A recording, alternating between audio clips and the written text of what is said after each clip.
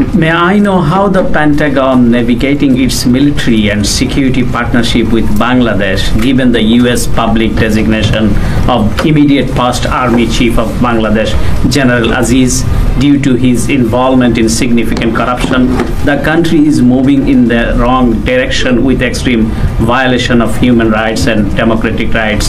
Top police and RAB personnel have been sanctioned by the US, and the current regime is using the security forces to keep the power by any means.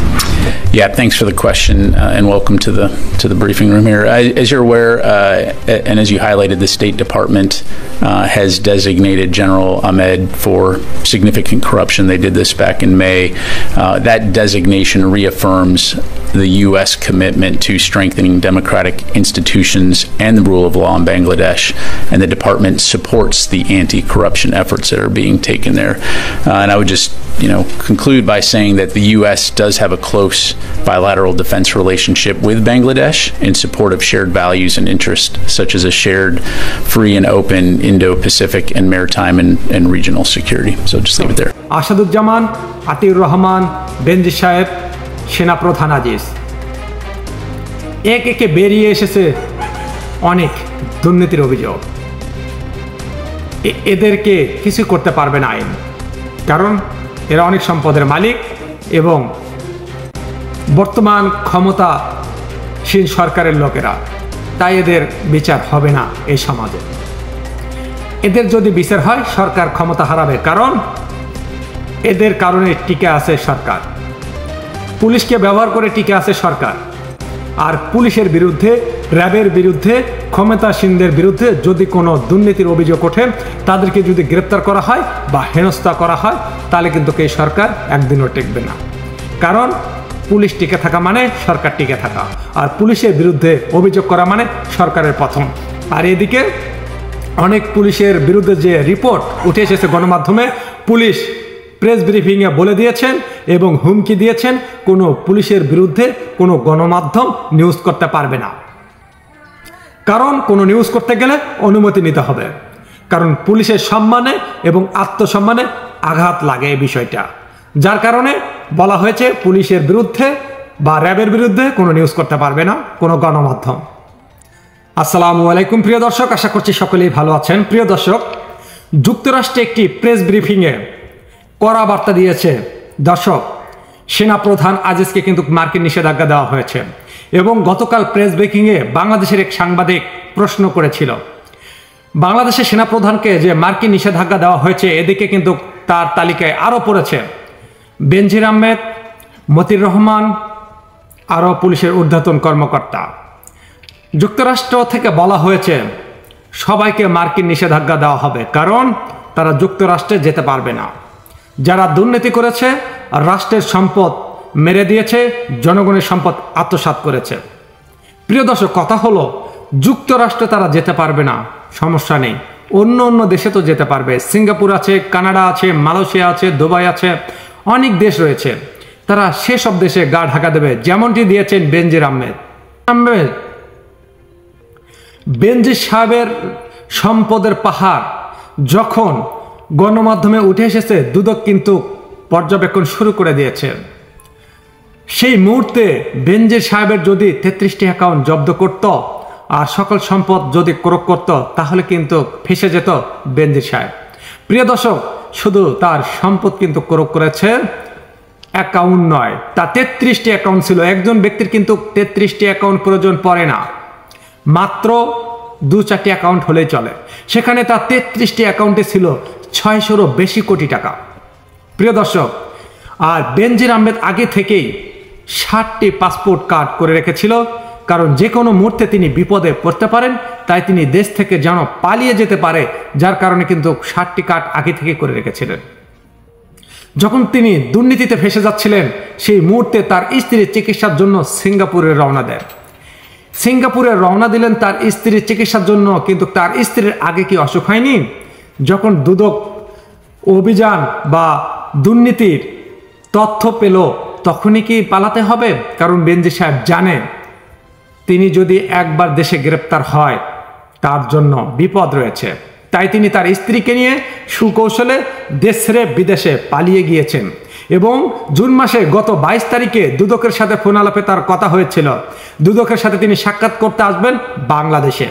অবশেষে সে বেনজির সাহেব 22 তারিখে phone আলাপ করে নাই এবং বাংলাদেশে আসে নাই, কারণ তিনি জানেন যে তিনি বাংলাদেশে আসলে তিনি গ্রেপ্তার হবেন, তার সপরিবার গ্রেপ্তার হবে, কারণ রাষ্ট্রের সম্পদ, জনগণের সম্পদ তিনি আত্মসাৎ করেছে দুর্নীতি উপায়ে। আর যার কারণে তিনি কিন্তু বাংলাদেশে আসেনি এবং আসবে না। আমি বললাম কারণ তিনি বাংলাদেশে আর কখনো আসবে না এবং দুদক সাথে তিনি কখনো দেখাও করবেন না। প্রিয় দর্শক, এদিকে মতিউর রহমানের ছেলে 15,000 টাকার ছাগল 15 লক্ষ টাকা দিয়ে কিনেছেন।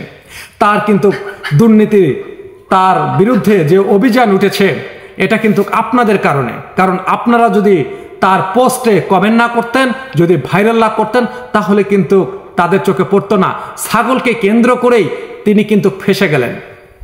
আর অবশেষে মতিউর রহমান তার ছেলেকে কিন্তু অস্বীকার করেছে, কারণ 15,000 টাকার ছাগল 15 লক্ষ টাকা দাম তোলায় তিনি জানেন যে এই বিষয়টা সোশ্যাল মিডিয়াতে তোলপাড় হবে এবং তিনি ফেঁসে যাবে।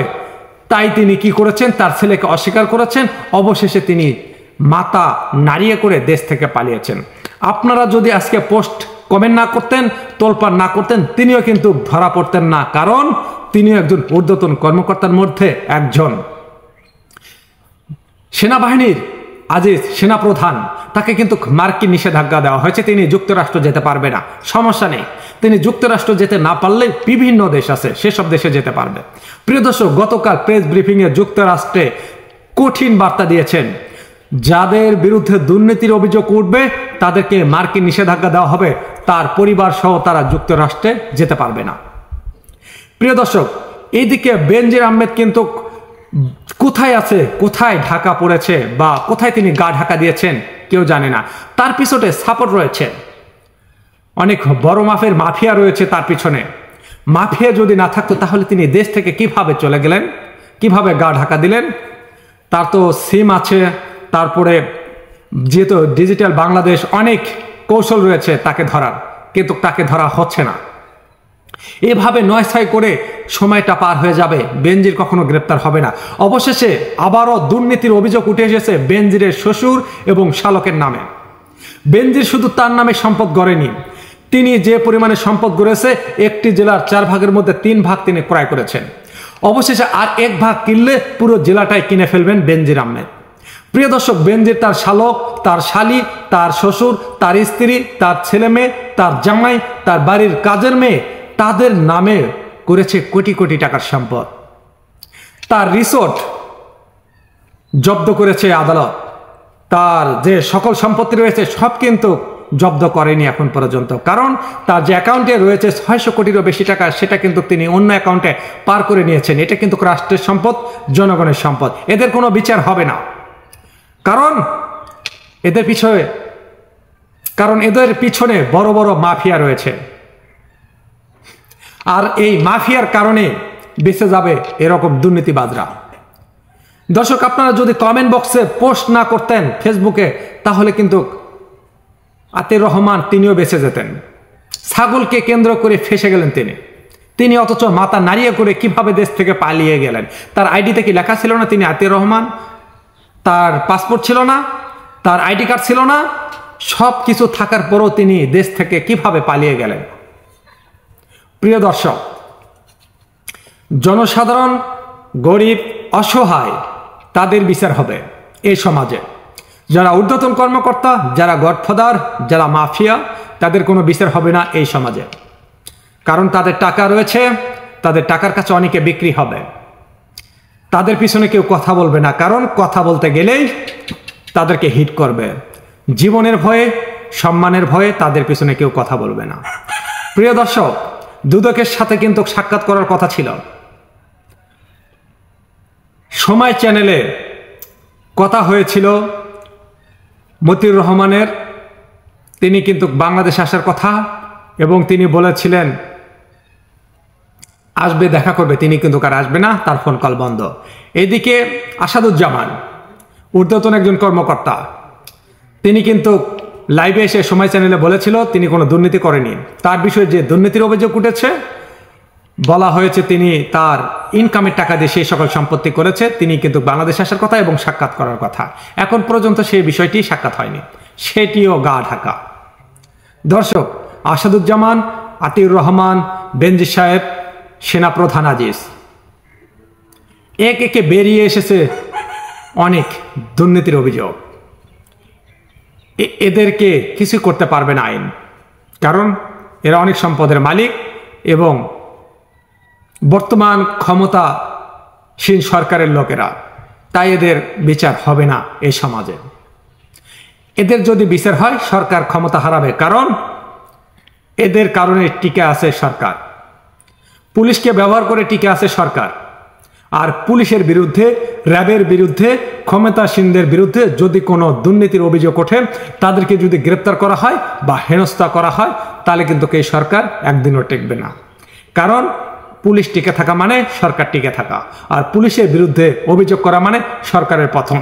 আর এদিকে অনেক পুলিশের বিরুদ্ধে যে রিপোর্ট উঠে এসেছে গণমাধ্যমে, পুলিশ প্রেস ব্রিফিংয়ে বলে দিয়েছেন এবং হুমকি দিয়েছেন কোনো পুলিশের বিরুদ্ধে কোনো গণমাধ্যম নিউজ করতে পারবে না। কারণ কোনো নিউজ করতে গেলে অনুমতি নিতে হবে, কারণ পুলিশের সম্মানে এবং আত্মসম্মানে আঘাত লাগে এই বিষয়টা। যার কারণে বলা হয়েছে পুলিশের বিরুদ্ধে বা র্যাবের বিরুদ্ধে কোনো নিউজ করতে পারবে না কোনো গণমাধ্যম। তো দর্শক, আপনাদের সাথে আবারও দেখা হবে নতুন কোনো এপিসোডে। ততক্ষণে ভালো থাকবেন, সুস্থ থাকবেন। আজ এ পর্যন্তই। আল্লাহ হাফেজ।